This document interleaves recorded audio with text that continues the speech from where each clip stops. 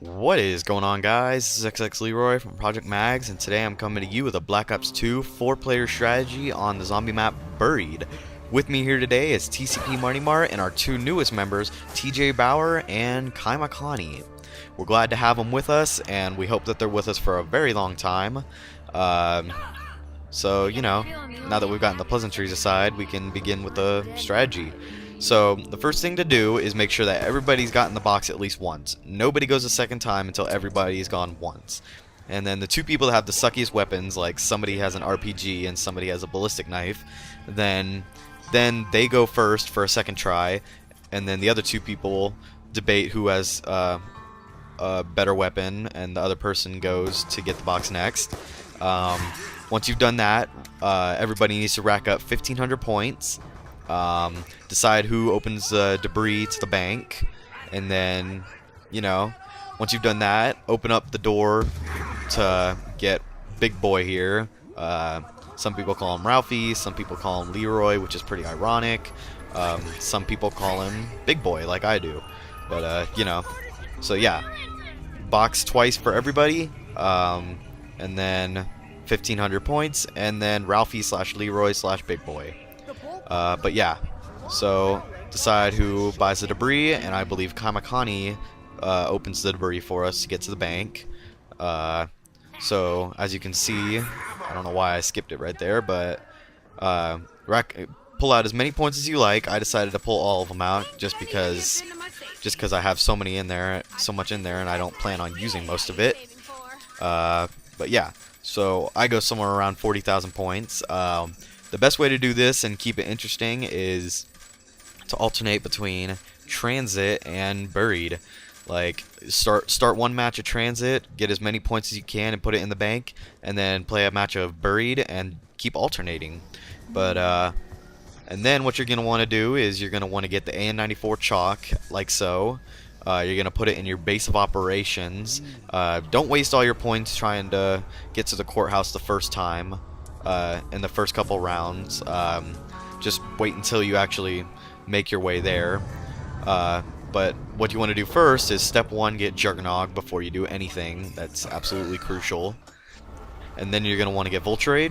That's also going to be important for those rounds where everybody goes down and you need to save them, and some extra points.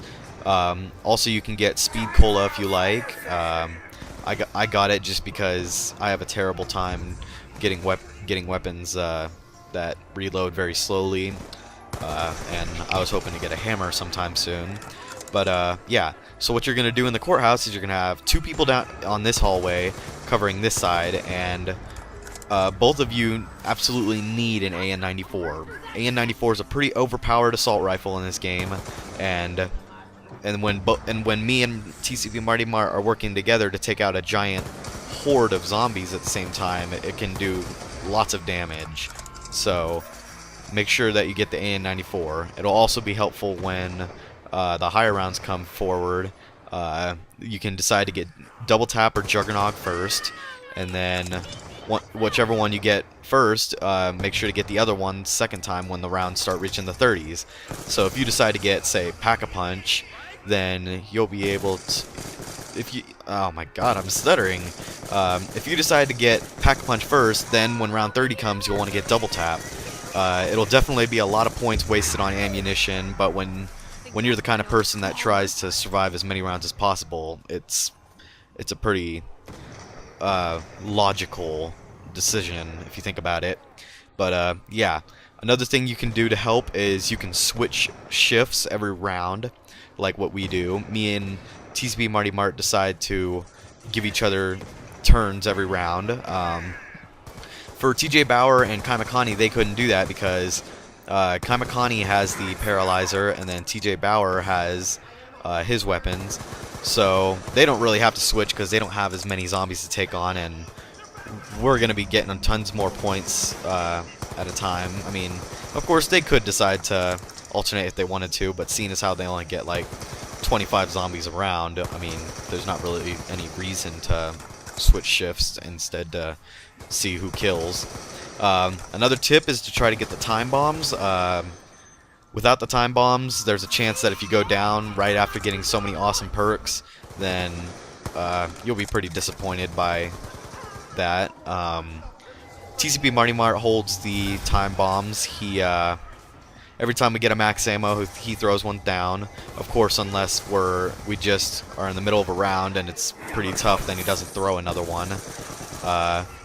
We made that mistake a couple times in our first couple tries at this. We would throw the time bomb down right after we lost all our points in the maze. But you know, I mean, once you've started to get into the speed of things, it becomes a very simple task. We absolutely had no trouble. We would finish rounds every 5 minutes. Of course, that would double the amount of time once we finished every 10 rounds or so. You know, I mean, I'm starting to run out of ideas to talk about. So let's see, what other tips can I give you? Oh, as you can see, the Vulture Raid's being pretty helpful because you could probably say that you're killing at least 200 zombies per round. Now, if each one drops a money bag, then it's 10 points each. So if I'm doing my math correctly, which I don't think I am, that would mean like 200 and then 10 points each. That could be like, again, I'm estimating 20,000 points maybe, killing all the zombies like that. I mean, again, I'm recording right now, so I'm not really planning on doing any math. But you know, I mean, yeah. So right now the rounds are starting to get harder. So me and TCP Martymart have to team up a little more while fighting these guys. Of course, it's only round 11, but we're trying to make a crawler as soon as possible so that we can all go to the maze. So that we can pack-a-punch our weapons. I would recommend pack-a-punching the AN-94 first, because if you decide to get double tap first, then oh my god, I'm stuttering. I'm so bad at this. If you begin to stutter like I am, then you'll forget what you're saying. You know, yeah. Forget I ever said anything. But, you know, here's our final stand. I hope you guys enjoyed the video. Keep your eyes peeled for more videos, which we'll be posting very soon. Like and subscribe, and I hope you guys enjoyed the video. Alright, thanks guys.